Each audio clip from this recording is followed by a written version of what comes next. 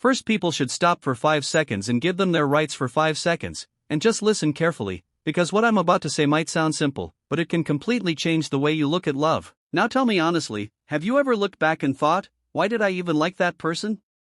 Not once, not twice, but like a full playlist of bad decisions? Yeah, welcome to the club. You're not alone.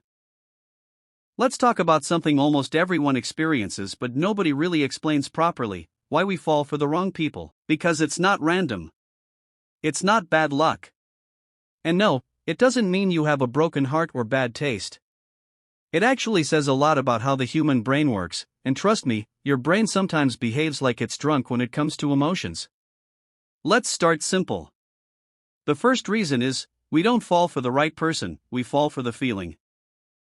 See, when someone gives you attention, even a little bit, your brain goes like, wow, this must be special. But here's the funny part. Sometimes it's not even love.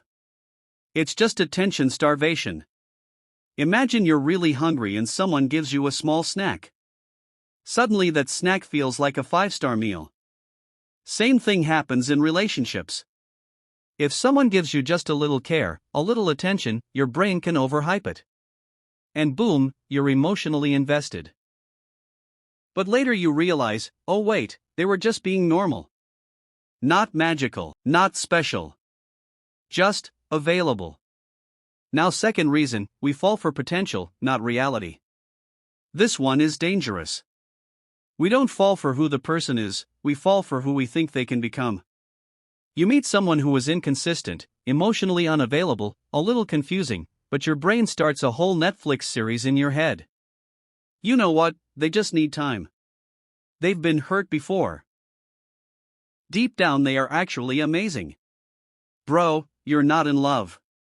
You're doing character development for someone who didn't even audition for your expectations. And the worst part? You ignore the real version of them because the imaginary version feels better. Third reason, emotional chaos feels like chemistry. Now this is where things get tricky. A calm, stable person can feel boring sometimes, while a confusing, unpredictable person feels exciting. Why? Because your brain gets addicted to uncertainty. It's like a game. One day they text you sweet messages, next day they disappear like they joined a secret mission. And suddenly your brain thinks, wow, this must be love. It feels intense. No, buddy. That's not love. That's emotional confusion wearing a romantic costume. But because it's unpredictable, your brain keeps chasing it, like trying to win a game that keeps changing rules. Fourth reason. We confuse anxiety with attraction. Let me explain this in a simple way. Have you ever felt nervous around someone and thought, oh my god, I must really like them? Sometimes your heart beats fast, your stomach feels weird, you overthink everything you say, and you assume it's butterflies. But here's the truth nobody likes to admit. Sometimes it's not butterflies. It's anxiety. Your body is reacting because you're unsure how they feel about you. Not because you're deeply in love. But in the moment, your brain mixes signals and goes, ah yes, love is stressful. Must be true love. No bro, real love shouldn't feel like you're preparing for an exam every time you text someone. Fifth reason, we ignore red flags when we like someone. This one is honestly the most dangerous. Red flags don't appear suddenly. They are usually there from the beginning. But when you like someone, your brain turns into a professional excuse maker. They cancel plans? They're just busy. They don't communicate properly? They're not a texting person. They treat you inconsistently? They probably have trust issues. And slowly, your standards start disappearing like free Wi-Fi in a crowded area. You stop seeing problems as problems. You start seeing them as quirks. But let me be real with you, if you constantly need to justify someone's behavior, that's already your answer. Sixth reason. Familiarity feels like comfort. Sometimes we don't fall for the right people, we fall for what feels familiar. Even if that familiar thing is not good for us. If you grew up seeing emotional distance, inconsistency, or lack of communication, your brain might confuse it with normal. So when someone treats you in a similar way later in life, your brain doesn't panic, it relaxes. Because it feels known. Not healthy, just known. And that's scary, because you might reject someone who treats you well, just because it feels unfamiliar. Seventh reason, we fall for who we chase the most. Let's be honest, humans love effort.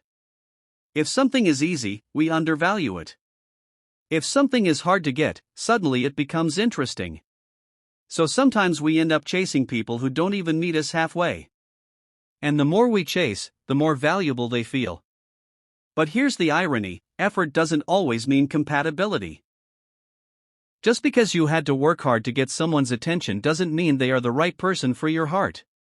Sometimes it just means they were not that interested, and you were over-investing. Eighth reason, movies ruined our expectations. Let's not ignore this. We grew up watching romantic scenes where the bad boy changes for love, or the emotionally unavailable person suddenly becomes soft after one deep conversation. So we start believing that love is supposed to fix people. But real life is not a movie script. People don't change because you love them harder. People change when they want to change. And if you keep trying to heal someone with your love, you end up losing yourself in the process. Ninth reason, we confuse intensity with connection. Some people come into your life like a storm. Everything feels fast, deep, overwhelming, like you've known them forever. But intensity is not always connection. Real connection grows slowly.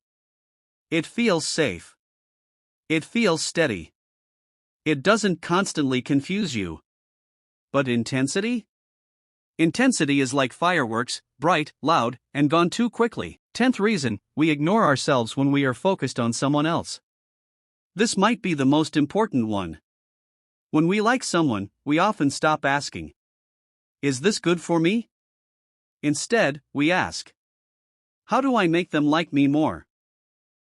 And in that process, we forget our own emotional needs. We stop checking whether we feel safe, respected, or valued, and instead focus only on getting their attention. But love is not supposed to make you lose yourself.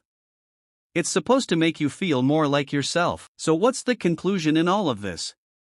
We don't fall for the wrong people because we are foolish. We fall for them because our brain is trying to interpret emotions with limited information, past experiences, and sometimes a little bit of hope mixed with imagination. But here's the good news. Once you understand these patterns, you start seeing things differently. You start noticing who makes you feel calm versus who makes you feel confused. You start valuing consistency over intensity. You start choosing peace over unpredictability. And slowly, your definition of love changes.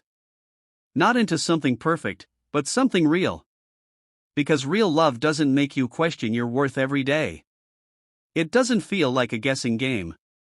It feels like clarity. And maybe the biggest lesson is this. The right person won't make you feel like you have to chase, fix, or decode them. They'll just feel right. Understand people better. Subscribe now.